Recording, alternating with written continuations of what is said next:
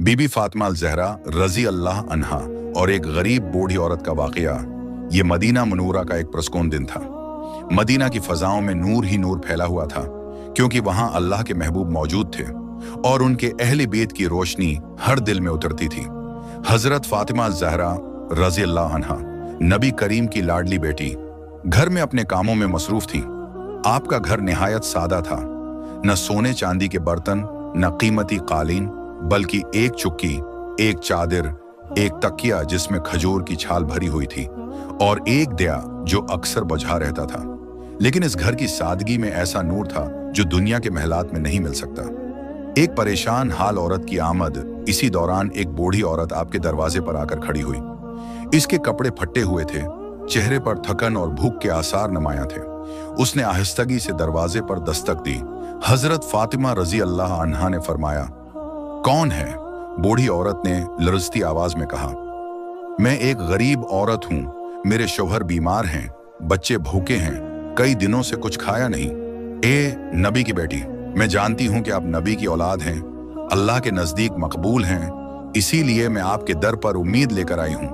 ये सुनकर फातिमा अल-ज़हरा रजी अल्लाह अन्हा के दिल में रहमत और दर्द की लहर दौड़ गई। आप घर के अंदर गए ताकि कुछ दे सकें।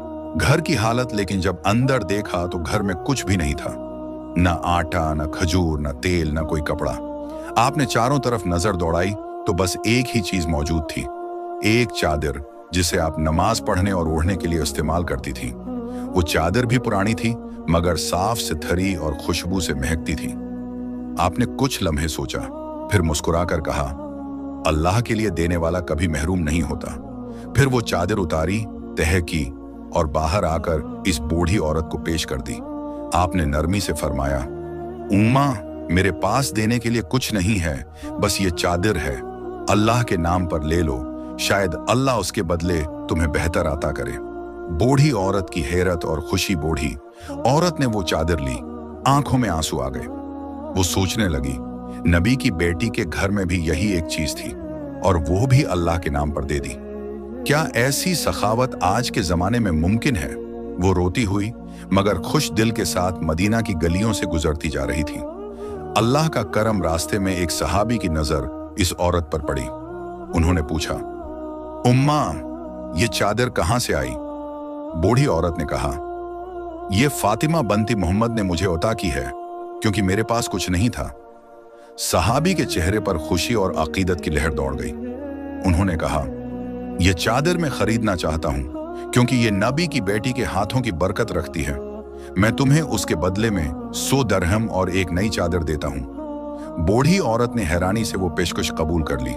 वो दरहम लेकर घर गई, अपने बच्चों को खाना खिलाया, शौहर का इलाज करवाया और जिंदगी संवर गई। नबी को खबर मिलती है, जब रसूलुल्लाह को इस वाकया की इत्तिला मिली तो आपकी आंखों में खुशी के आंसू आ गए। आपने मुस्कुराते हुए फरमाया, फातिमा मेरी बेटी है, अगर वो देता है तो अल्लाह उसके बदले में दुनिया व आखिरत की भलाइयां उता फरमाता है। फिर आपने फरमाया, ए फातिमा, जिसने अल्लाह के लिए दिया, अल्लाह उसे 700 गुना बढ़ाकर वापस देता है। वाकया का रूहानी पैगाम एक ईमान और यकीन।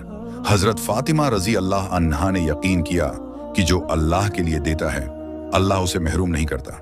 2. सखावत दिल की होती है। सखावत का ताल्लुक दौलत से नहीं, बल्कि नियत और मोहब्बत इलाही से है। 3. नेकी का बदला। अल्लाह ताली नेक नियत के साथ की गई छोटी नेकी को भी बड़ी बरकत में बदल देता है। 4. अहले बैत की अजमत। ये वाकया बताता है कि नबी के अहले बैत दुनिया की आसाइश नहीं, बल्कि अल्लाह की रजा के तालिब थे।